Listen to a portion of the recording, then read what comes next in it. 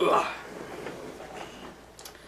Hey guys, welcome to episode 55 of the VoiceOFpunk. I'm your host, the VoiceOFpunk.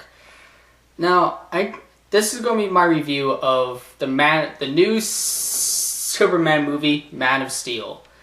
And before I really get into the movie, I must say that I will admit I'm not the guy to see this movie. Like, I love comic books. I love superheroes. I'm a superhero and comic book geek. But I'm not a fan of Superman because I find Superman to be a very bland character. I find him to be very cliche and just, there's nothing really interesting to that character. Like, yeah, I do like the storyline with where Superman supposedly dies, but I don't see him as really conflicting, complex stories and characters. Like, there's no way this man could actually go down for the count, and I just find it boring in my view. And but like it's kind of, but I do like some of the stories. Like, I do, and the reason why is because I love his villains, Lex Luthor, General Zod, Brainiac, Doomsday, and Bizarro. I love those characters. I think Lex Luthor is one of my favorite villains. And so it's kind of the same thing with Spider-Man. I don't like the main character of Spider-Man, kind of like how I don't like the character of Superman. But I do like the villains. So when I heard about this movie, The Man of Steel, I wasn't hugely hyped for it. I just thought it was I just like, oh cool, another movie coming out. It's a Superman movie. All right, cool. Cool. Well, but what really got me interested in the movie was they had General Zod as the main bad guy. He's played by Michael Shannon, and I loved General Zod, and I loved him in Superman 2, I think it was, and I love his character in the comics. So when I heard he was going to be the main bad guy, I was like, sweet. I love Zod, and so I was like, the only thing I was really hyped for was the General Zod, and I just finished watching Man of Steel, and holy shit, was this a really bland movie. This movie was not good. I thought this movie was really bland, especially with the storyline, the characters. I just thought it took so much from other superhero movies that it really distracted me from it. Like, for example, they kill off, spoilers, they kill off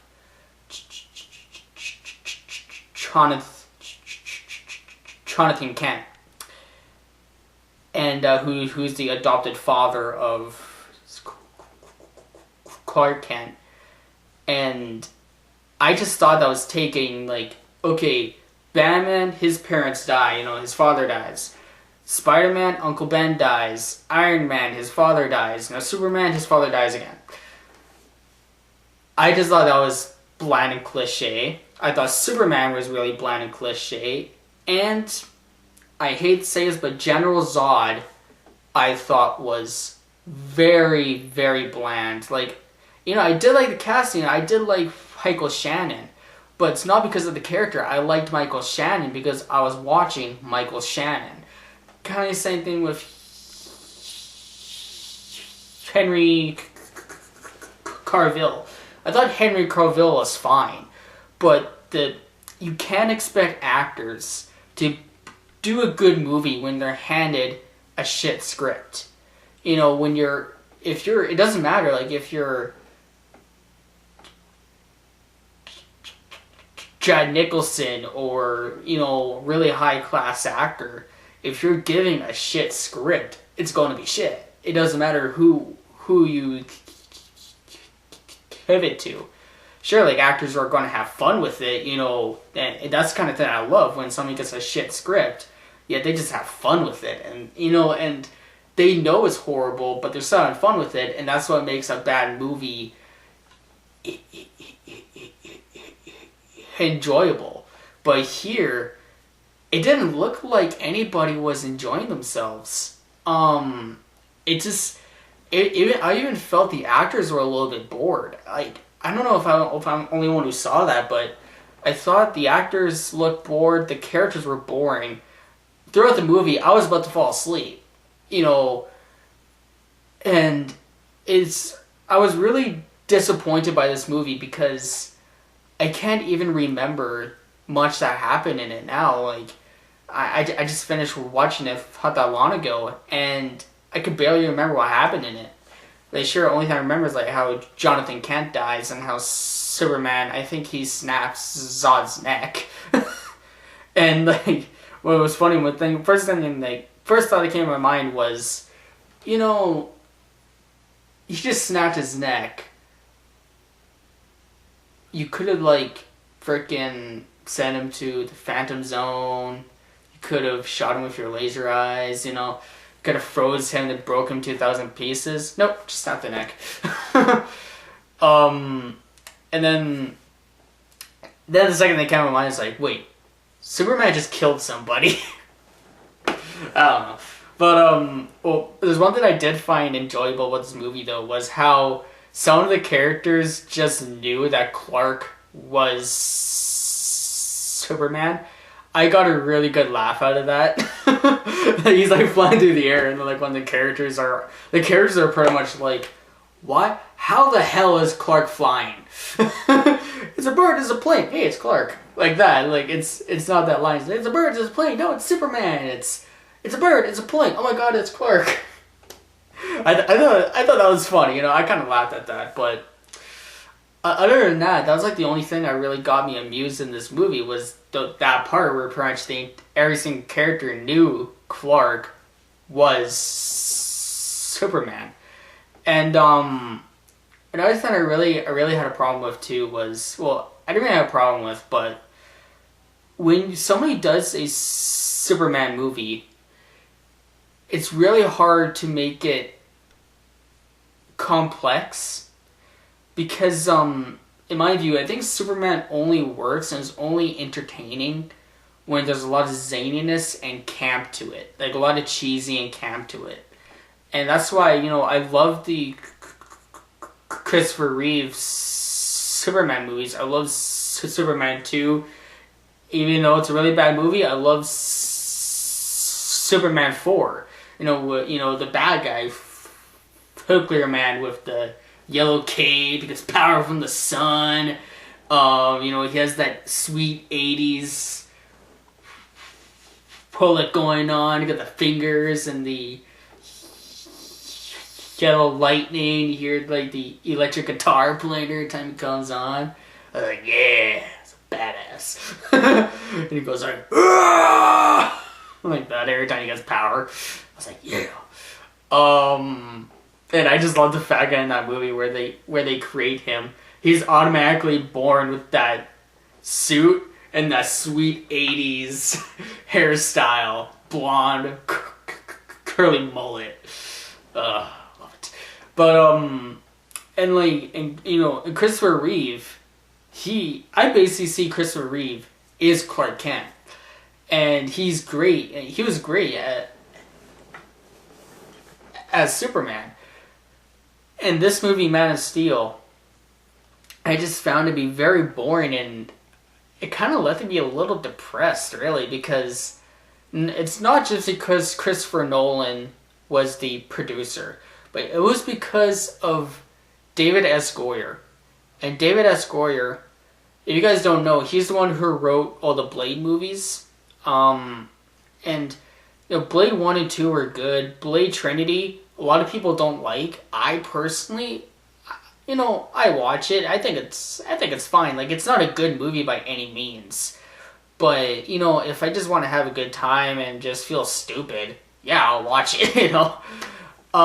It's one of those enjoyable bad movies kind of thing. But here, like, David S. Goyer, I felt he really dropped the ball on it. Like I can't remember if he was like he's the main writer or like story editor or something, but I just felt the writing in this movie, the editing in this movie, I just thought I just found it to be a bit of a train wreck. And which was really a disappointment because after Superman Returns and also after, Superman 3 and 4, even though I love 4, you know, there hasn't been a good Superman movie live action since Superman 2, and that was in the 70s. So, I was hoping for this movie to be good, and like from the trailers, I thought it looked fine. I wasn't overly excited for it, but I thought it looked fine. But I just found the movie to be very bland, very just not that inspired at all. Like especially with Zod.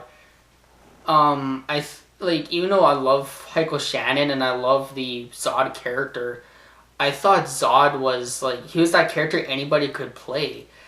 And if your villain is somebody like that where anybody could play it, then that's really a problem because you want your villain, just like a hero, you want your villain and your hero to be one of a kind. But here it's very cliche, very distinctive hero villain. And which is why these Superman stories really bore me. But again, this movie felt very uninspired, and it felt like it was cashing in on the Christopher Nolan Batman trilogy. How Christopher Nolan for DC has kind of reinvented the DC movies with his Batman movies, make them based a little bit more in a reality, which I feel only works for heroes who don't have powers. Like a Christopher Nolan setting for a Daredevil movie, sort of a Marvel, would be awesome. Or like a Green Arrow movie, or I don't know, like the Batman obviously worked in it. Green Arrow could work. Daredevil could work. Those kind of movie, those kind of characters can fit in a Christopher Nolan movie. But when you try to fit Superman in that world, it doesn't work and it doesn't fit. And in my view, Superman only really works in a cartoon. If it's animated, I love the movie Superman Doomsday. That's a great movie. And, I really like the Superman animated series. So, in my view, Superman only really works if he's in a cartoon or, in a animated setting, or, either, a campy or zany movie. But when they're trying to play it in more of a realistic, serious, complex movie, it comes off as a complete train wreck, and it comes off as completely bland. And, me personally, I don't recommend this movie. Even if you're a fan, I would say don't go see it. It's not that, it's a really big disappointment for me. And I just felt that, it could have been a lot more better. There was so much potential for it, but it was just very bland, very generic, and I really hope they actually learn from this and try to continue on, but just try to make their movies better. And I just hope that Superman after this actually gets a good movie. But I guess you can take it for what it's worth, but I don't recommend it. I feel it's a really bland movie, and after the Batman trilogy, I felt this movie was a step down. Just very bland, very forgettable, and I didn't find the characters to be very relatable at all. but that's just me. So that's my review of the Man of Steel. I'm sorry I couldn't really say anything more, but I just felt this movie was bland and very forgettable. So, you know, that's my review of the Man of Steel. I may do a review on Payback. You know, it's on Father's Day, so I don't know if I'll be able to. But I made a review on Payback. You know, the next pay-per-view event. And this Monday, the Raw reviews are going to be back in action. So, anyway, that's my review of the Man of Steel. And if you guys seen the movie, tell me your thoughts. And I would love to hear your thoughts. So, you guys want to go see it. But I personally don't recommend it. Bye, guys.